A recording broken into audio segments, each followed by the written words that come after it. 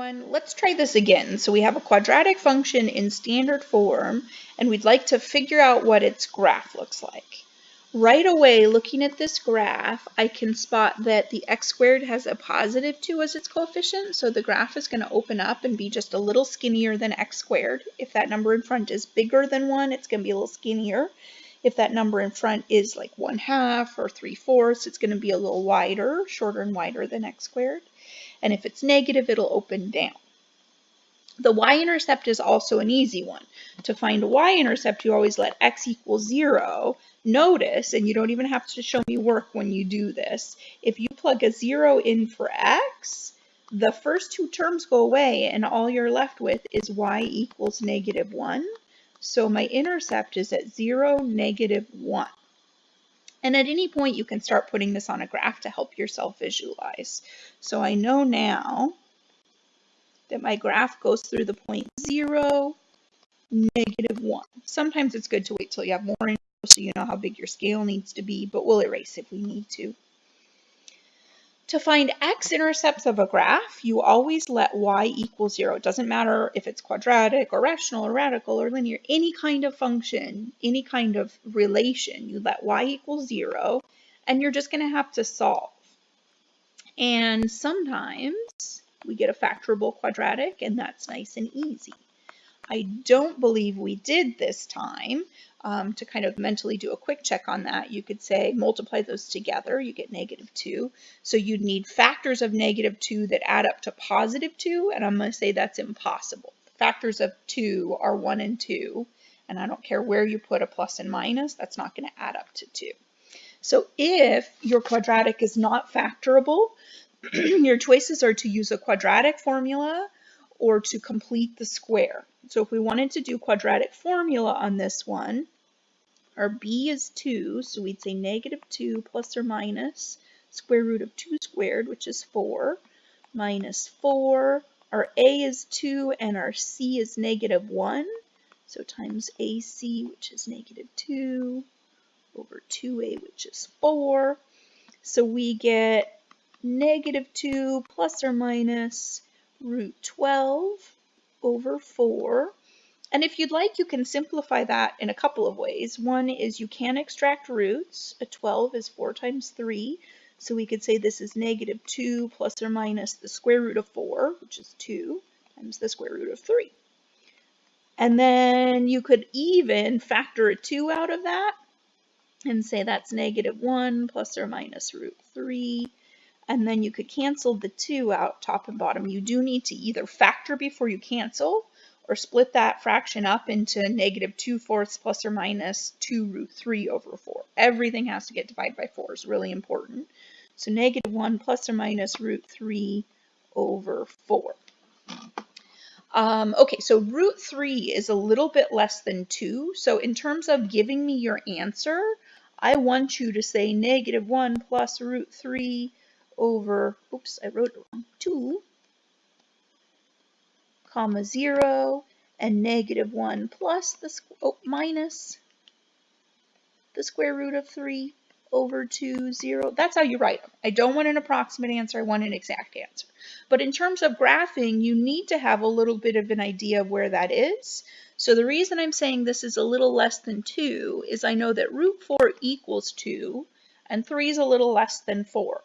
Root 1 equals 1, and 3 is bigger than 3. So it's between 1 and 2, I would say a little closer than 2. So we could think in our head here, or you can just plug this into a calculator. -1 plus a number a little bit smaller than 2. So I don't know what root 3 is. I'm going to try and calculator and see if it boots me out. Nah, I won't. So that's going to be a number a little less than 1. And then we divide by 2, so that's a little less than 1/2. So we're going to cross the axis. Let's say this is 1, a little less than 1/2.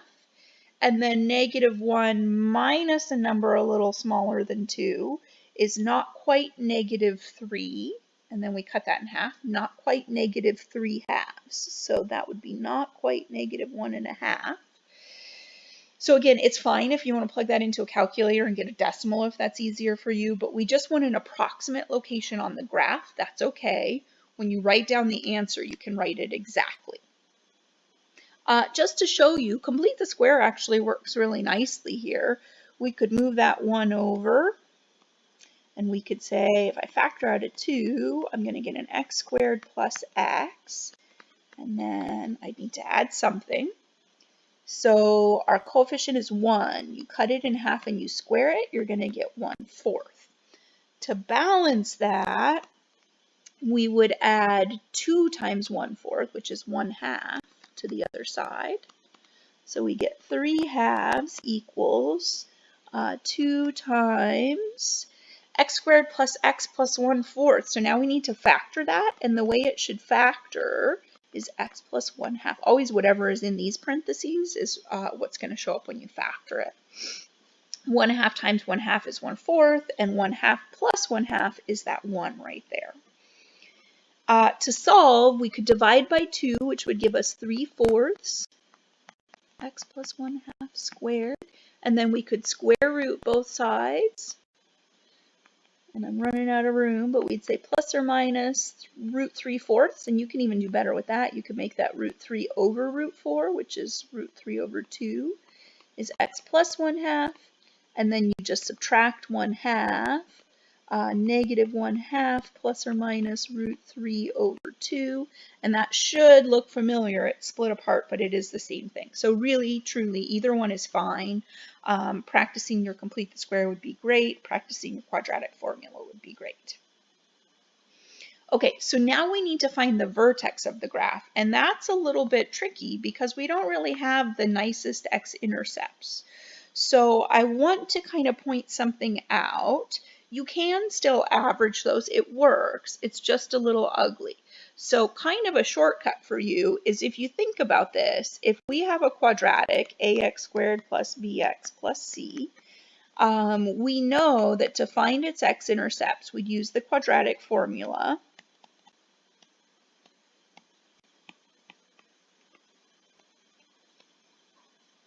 Over, my pen quit, there we go, 2a. So that's the x-coordinates of the x-intercepts. And if we think about what's going on here, what's really happening is we are finding the middle of the parabola, and then we're discovering how far we need to go left and right, equal distance left and right from the middle to find the x-intercepts. So if you just remember this part, negative b over 2a finds the middle, that's your vertex. And if you remember your quadratic formula, that shouldn't be a hard one to remember, I hope. So instead of having to average your x-intercepts, when they're ugly, I will actually go back to this and say, okay,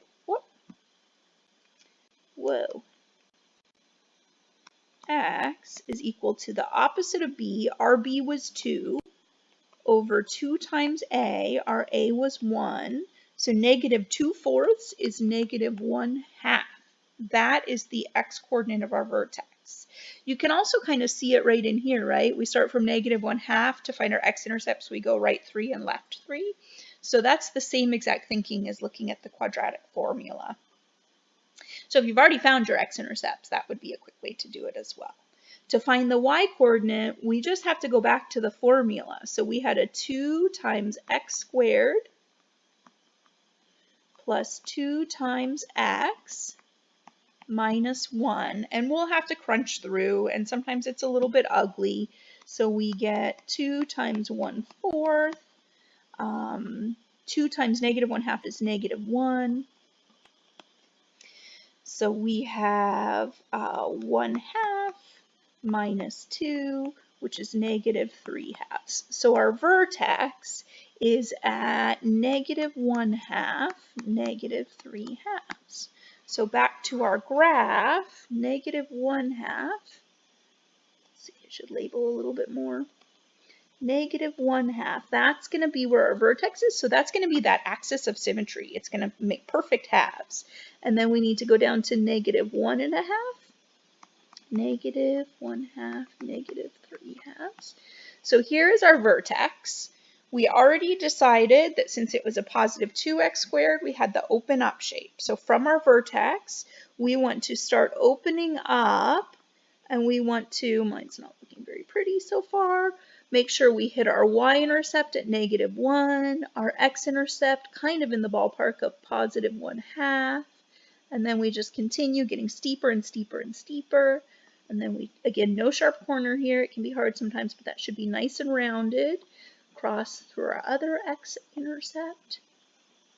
So in general, our process for graphing functions is to have some idea of what the basic shape is, and then try and use the details to get it to be a little bit more accurate. So there's another one. Thanks for watching.